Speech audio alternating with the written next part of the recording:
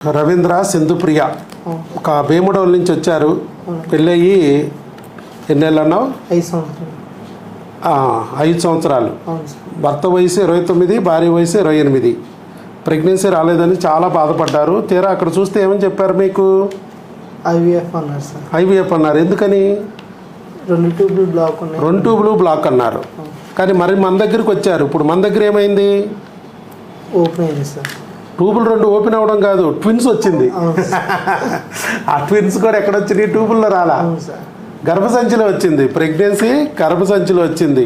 బయటంతా 2 ట్యూబులు block, ఐవీఎఫ్కి వెళ్ళాలని చెప్తే మనం ఏం చేసామంటే ట్యూబులు 2 ఓపెన్ చేసి ట్విన్స్ని ప్రెగ్నెన్సీ తెప్పించాం.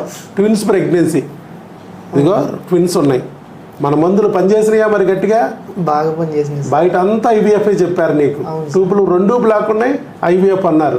కానీ మన దగ్గర doctor YS Babu magic formula ట్యూబులు 2 ఓపెన్ చేసి ట్విన్స్ని రప్పించింది. అది కూడా ట్యూబుల్లో కాకుండా ఎక్టోపిక్ ప్రెగ్నెన్సీ కాకుండా natural pregnancy, dichorionic, diamniotic twin gestation with gestational age 9 weeks 1 day. అది మీరు ఫస్ట్ ఆల్రెడీ లాస్ట్ మంత్ వచ్చారు. మీరు లాస్ట్ మంత్ వచ్చి ఆ నిలబెట్టడానికి మందులు కూడా తీసుకెళ్లారు. 5 నెలలు వాడాలన్నా నేను. ప్రెగ్నెన్సీ వచ్చి నిలబడే వరకు కూడా మన దగ్గర వాడాలి 5 నెలల వరకు.